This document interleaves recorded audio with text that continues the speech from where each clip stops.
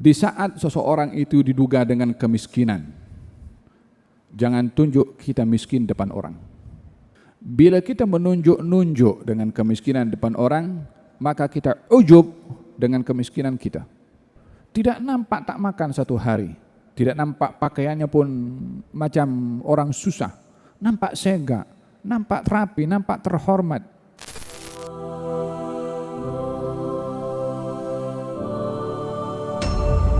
Tanda akhlak yang mulia at-tajammul fil qillah, berhias, nampak smart, nampak rapi ketika dalam keadaan miskin.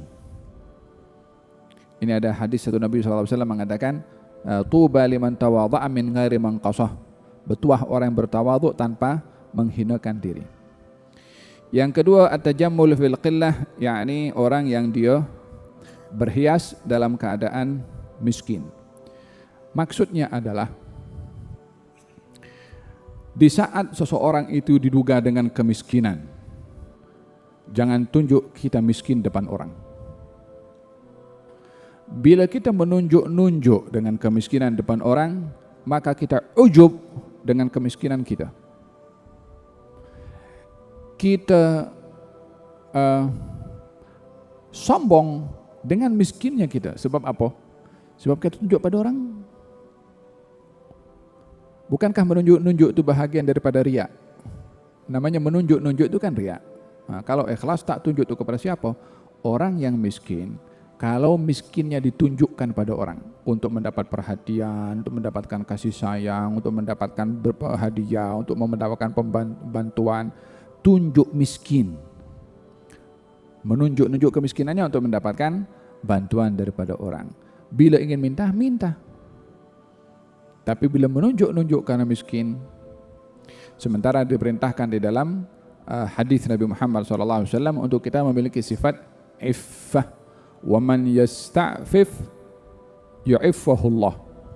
Siapa orang yang dia mempunyai sifat iffah, iffah itu menjaga air muka daripada dipermalukan dengan menunjukkan ketergantungan pada orang.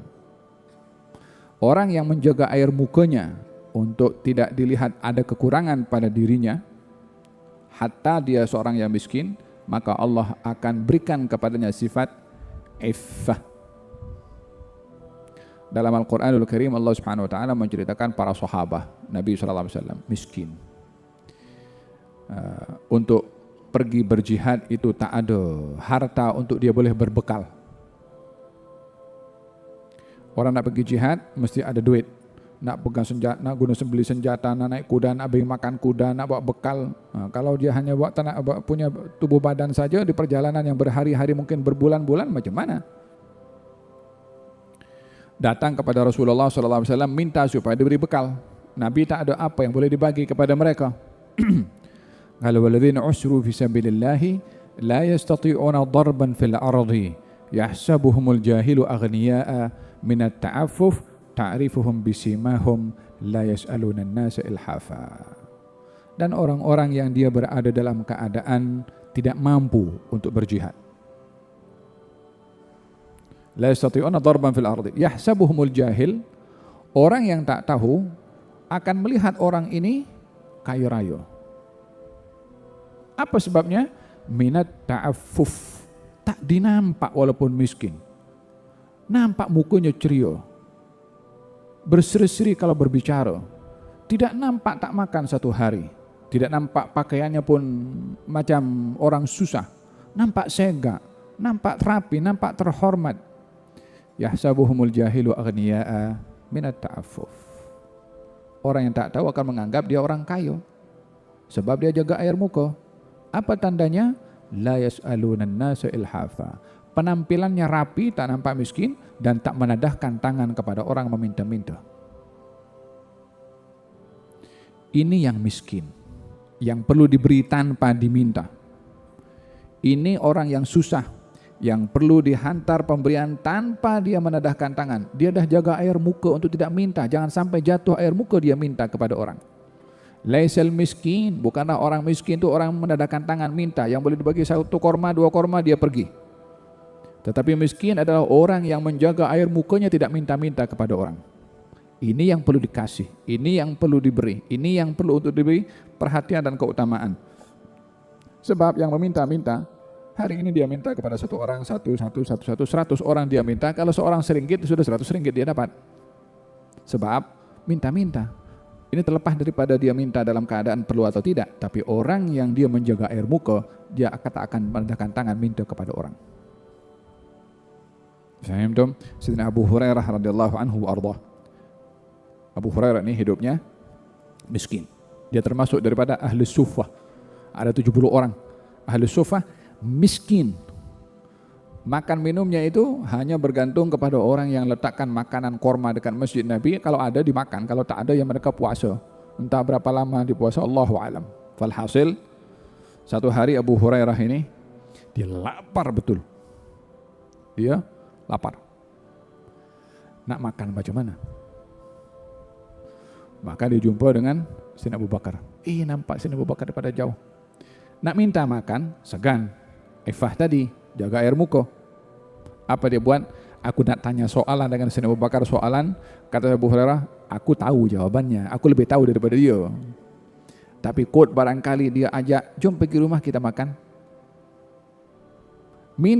Nak minta, malu, tapi dengan indirect lah. Tanya soalan kepada Sayyidina Abu Bakar, dijawab soalan oleh Sayyidina Abu Bakar.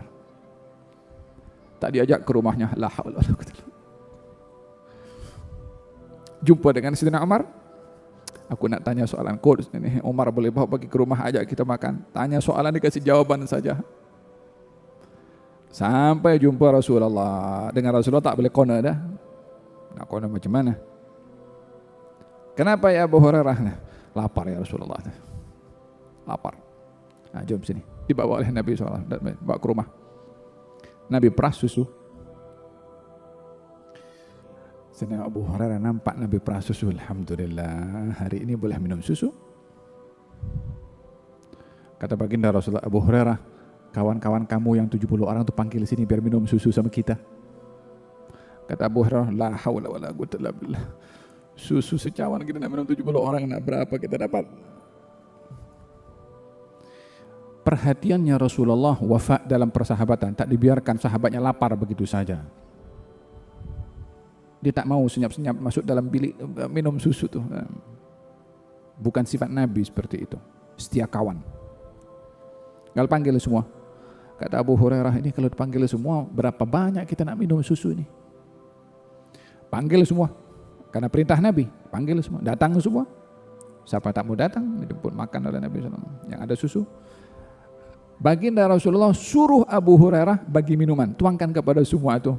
Awalnya dia berharap dia orang pertama yang boleh minum, tapi justru dia disuruh bagi minum. Adab orang dalam minum, yang menuangkan minuman itu yang last minum. Abu Hurairah dah korban, kasih minum semua satu-satu bagi satu, tengok susu tidak habis, kata habis itu. Sampai semua minum kenyang, susu tak berkurang macam tu. Satu cawan. Kata baginda Rasulullah, syarab ya Abu Hurairah, minum Abu Hurairah. Suruh minum. Engkau dulu Rasulullah. Kata baginda Rasulullah, kamu dulu. Minum. Sudah minum, bagi kepada Nabi. Kata baginda Rasulullah, minum lagi. Minum lagi. Bagi kepada Nabi. Kata Nabi, minum lagi. Lalu minum lagi. Keempat, minum lagi. Ya Rasulullah, la ajidu lahu maslakan. Dah full dah, tak ada, tak boleh lalu lagi dah. Itu susu macam tu.